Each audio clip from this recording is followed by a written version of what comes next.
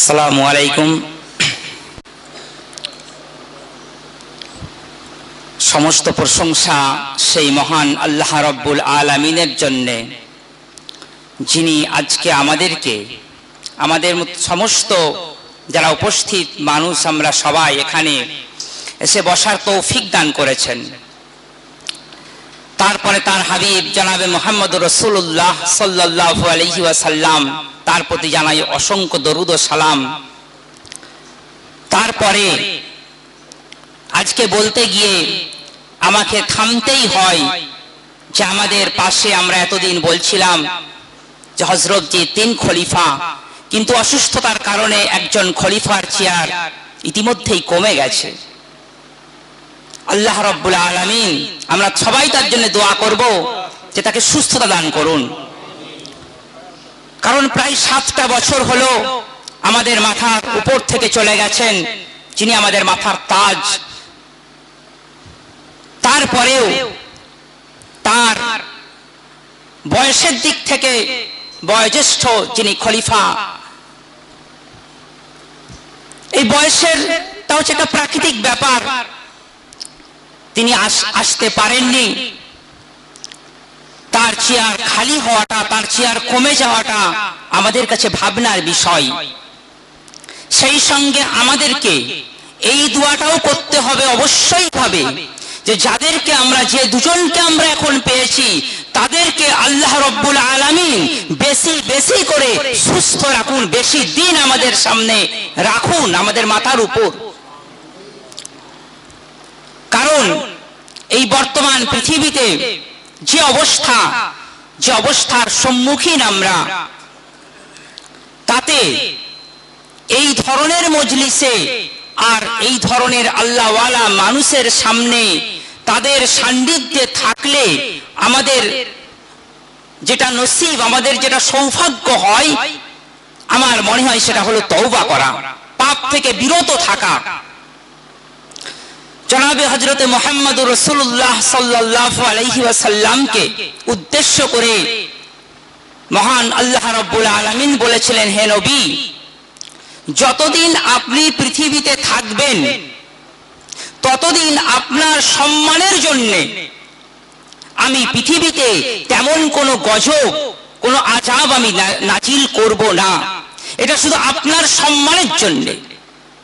আর আপনার পৃথিবী থেকে বিদায়ের পর, আপনার তিরোধানের পর আমি ততদিন পর্যন্তও বড় আযাব দেব না আপনার উম্মতের উপর, যতদিন তারা গুনাহ করবে কিংবা পাপ করবে, করার পরে তারা তওবা করবে, ততদিনও আমি দেব না।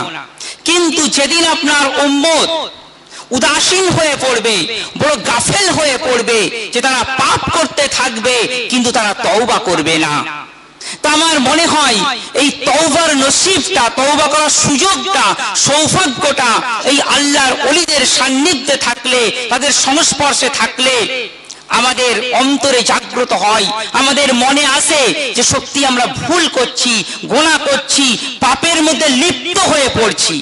আর এই আল্লাহর ওলিদের থেকে যখন আমরা বিচ্ছিন্ন হয়ে পড়ব, দূরে সরে যাব, তখন আমরা পাপ করতে থাকলেও আমাদের মনে সেই চিন্তা, সেই ভাবনা, সেই চেতনাটুকু আসবে বলে মনে হয় না। পাপ করব কিন্তু সেই পাপের প্রতি উদাসীন হয়ে পড়ব। আস্তাগফিরুল্লাহ ওয়া নাতুবু ইলাইহি। তো সেই কারণে আমার মনে হয় যিনি অসুস্থ তার সুস্থতার জন্য দোয়া করব, তিনি আবার সুস্থ হয়ে আমাদের মাঝখানে আসবেন। আর যারা সুস্থ অবস্থায় আমাদের সামনে আছেন, তারা যেন সুস্থ অবস্থায় আমাদের মাথার উপরে আরো অনেক বেশি বেশি বেশি দিন করে থাকেন, তাদের ছায়া আমরা বেশি দিন আরো পেতে পারি, আমাদের জীবন গঠন করতে পারি। আল্লাহ রাব্বুল আলামিন আমাদেরকে সেই তৌফিক দান করুন।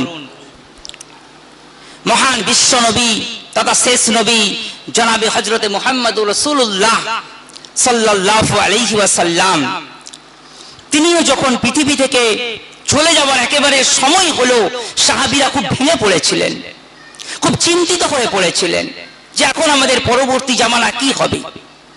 তো বিশ্বনবী জনাবে মুহাম্মদুর রাসূলুল্লাহ সাল্লাল্লাহু আলাইহি ওয়াসাল্লাম তিনি বললেন যে আমার সাহাবীদের রেখে গেলাম, এই সাহাবীরা হচ্ছে নক্ষত্র সদৃশ্য, একটা নক্ষত্রের মতো, তাদেরকে অনুসরণ করো।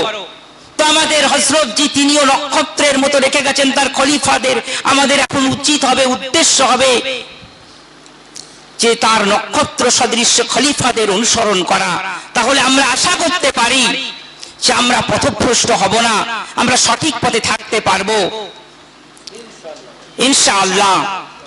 আর তাদের সান্নিধ্যে থাকলে তাদের সঙ্গে সঙ্গে কিয়ামতের দিন আমরা এই আশাও করতে পারি যে তাদের সঙ্গে আমাদের হাসর হবে, তাদের সঙ্গে আমরা তাদের সাথে সাথে থাকার কারণে হয়তো আল্লাহ রাব্বুল আলামিন এই নসিব করে দিতে পারেন যে তাদের সঙ্গে তাদের সান্নিধ্যে থাকার জন্যই দুনিয়াতে আমরা কিয়ামতের দিন নাজাত পেতেই পারি। মহব্বতের কারণে, ভালোবাসার কারণে সেই মহব্বতটা আমাদের খাঁটি হোক, যে তাদের যে আদেশ সেই আদেশ আমরা মেনে চলবো, যে নিষেধ তারা করবেন সেই নিষেধ থেকে আমরা দূরে থাকবো। নরাথম আমি বলছি যে হয়তো আমরা প্রত্যেক রবিবার যে সাপ্তাহিক মজলিসে আসতে পারিনি, কিন্তু দূরে থাকলেও তাদের প্রতি যে একটা অন্তরের মহব্বত সেটা আমাদের বিদ্যমান থাকে। যতদিন তারা থাকছেন, এই যে আমাদের যেটা সুযোগ যে প্রতি 6 মাস অন্তর এখানের মজলিস কিংবা যে সমস্ত মজলিস আমাদের বিভিন্ন জায়গায় হয় সেখানে তাদের সান্নিধ্যে থাকা, এটাও আমরা অত্যন্ত সৌভাগ্যের বলে মনে করি। যতই আমরা গাদা গাদা কিতাব পড়ি না কেন, কিন্তু মানুষের যে সমস্ত মনুষ্যত্ব, যে সমস্ত মানবীয় গুণাগুণ সেগুলো যে বিলীন হয়ে যাচ্ছে, সেগুলো যে নষ্ট হয়ে যাচ্ছে, সেগুলো একমাত্র ফিরে আসতে পারে এই আল্লাহর ওলিদের সান্নিধ্যে থাকা কারণেই, আর অন্য কোনোভাবে নয়। মহান বিশ্বনবীর সঙ্গে তার সান্নিধ্যে থাকার কারণে ওই মক্কার দুর্ধর্ষ মানুষগুলো যেমন মানুষ হতে পেরেছিল, তা আমার মনে হয় আমাদের ভিতর থেকে যে সমস্ত মানবীয় গুণ, ভালোবাসা, প্রেম, প্রীতি, উদারতা, ক্ষমা, সহিষ্ণুতা, আরো যত গুণ আছে যেগুলো আস্তে আস্তে পৃথিবী থেকে বিলুপ্ত হয়ে যাচ্ছে, সেগুলো মনে হয় আবার ফিরে আসতে পারে, জাগ্রত হতে পারে এই আল্লাহর ওলিদের সান্নিধ্যে থাকার কারণে। আমি একটা ছোট্ট কথা বলে আমার বক্তব্য শেষ করে দেব। ক্ষমা, ভালোবাসা, উদারতা, সহিষ্ণুতা কোথায় পাওয়া যাবে এই গুণ? তাদের সঙ্গে থাকলে, তাদের জীবনীটাকে দেখলে, তাদের কার্য পদ্ধতিটাকে দেখলে আমাদের ভিতর জাগ্রত হতে পারে। ইসলামের ইতিহাসের সবচাইতে বড় বিজয় মক্কা বিজয়, যে বিজয় হলো অথচ একটা ফোঁটা রক্ত মাটিতে পড়ল না, এক অভূতপূর্ব ঘটনা। যেদিন মহান বিশ্বনবী হযরত মুহাম্মদুর রাসূলুল্লাহ সাল্লাল্লাহু আলাইহি ওয়াসাল্লাম তিনি মদিনা থেকে আবার মক্কায় ফিরে এলেন, মক্কার যে সমস্ত মানুষ মুহাম্মদের উপর দীর্ঘদিন অত্যাচার করেছে, তাকে কষ্ট দিয়েছে, তারপর নির্যাতন করেছে, জুলুম করেছে, তারা ভীত সন্ত্রস্ত হয়ে পড়েছিল যে আজকে উনি যে সদল বলে পূর্ণ ক্ষমতা নিয়ে ফিরে এসেছেন, উনি নিশ্চয়ই কাউকে ছাড়বেন না, কাউকে রেয়াত করবেন না। সেই জন্য মক্কার মানুষজন ভয়েতে গৃহবন্দী হয়ে পড়ার উপক্রম হয়েছিল, যে যার ঘরে ঢুকে পড়েছে, না জানি মুহাম্মদ আমাদের সঙ্গে কি আচরণ করে। কিন্তু তিনি সেদিন এই কথাই বলেছিলেন যে না, আমি তোমাদের উপর কোনো প্রতিশোধ নিতে আসিনি, আর প্রতিশোধ নেওয়াটা আমার কাজ নয়, কারণ আমার সম্পর্কেই কোরআনে বলা হয়েছে ওয়ামা আরসালনাকা ইল্লা রাহমাতাল লিল আলামিন, যে হে নবী আমি আপনাকে পাঠিয়েছি বিশ্ব নিখিলের জন্য রহমত আর করুণার মূর্ত প্রতীক করে। আমি আপনার উপর, আমি মানুষের উপর কোনো প্রতিশোধ নিতে পারি না, প্রতিশোধ নেওয়া আমার কাজ নয়। তিনি সেদিন মক্কার সমস্ত মানুষকে বিনা শর্তে, নিঃশর্তে তিনি ক্ষমা করে দিয়েছিলেন। এক অভূতপূর্ব ইতিহাস। আর সেই বৃদ্ধা মহিলার কথাও আমরা ভুলে যাই কি করে, যে বৃদ্ধা মহিলা মহান বিশ্বনবীর যাতায়াতের পথে কাঁটা বিছিয়ে রাখত, বাড়ির নোংরা আবর্জনা ছুঁড়ে মারত। তিনি যখন অসুস্থ হলেন, মহান বিশ্বনবী যখন দেখলেন যে আজকে তার রাস্তায় কাটা বিছানো নেই, আজকে তার গায়ে কেউ নোংরা ছুঁড়ে মারছে না। তিনি যখন উপরে উঠে গেলেন সেই বৃদ্ধা মহিলাকে দেখার জন্য, তখন সেই বৃদ্ধা মহিলা ভয়ে থরথর করে কাঁপছে। মহান বিশ্বনবী জিজ্ঞাসা করেছিলেন যে আপনার কি কিছু কষ্ট হচ্ছে, আপনি এত কাঁপছেন কেন?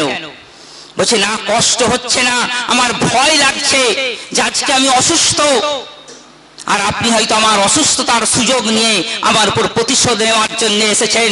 বলছে না, আমি প্রতিশোধ নেওয়ার জন্য আসিনি, বরং আমি দেখতে এসেছি যে আমার পথে আজ কাটা বিছানো নেই কেন, সেই বৃদ্ধা মহিলার কোন শরীর খারাপ হলো কিনা, অসুস্থ হলো কিনা, সেইটা দেখার জন্য তোমার কাছে এসেছি, তোমার উপর প্রতিশোধ নেওয়ার জন্য নয়। এই ছিল মহান বিশ্বনবীর ক্ষমা, এই ছিল তার ভালোবাসা, এই ছিল তার সহিষ্ণুতা, তার আদর্শ।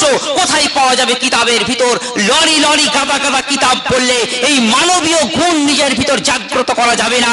এটা জাগ্রত করার একমাত্র উপায় হলো আল্লাহর ওলিদের সান্নিধ্য। আর বক্তব্য দীর্ঘায়িত না করে আমি হযরতজিদের সান্নিধ্য বেশি বেশি করে পাওয়ার জন্য মহান আল্লাহর কাছে এই আবেদন, এই অনুরোধ, এই আকুতি রেখে আমি আমার বক্তব্য শেষ করছি। ওমা আলাইনা ইল্লাল বালাগ।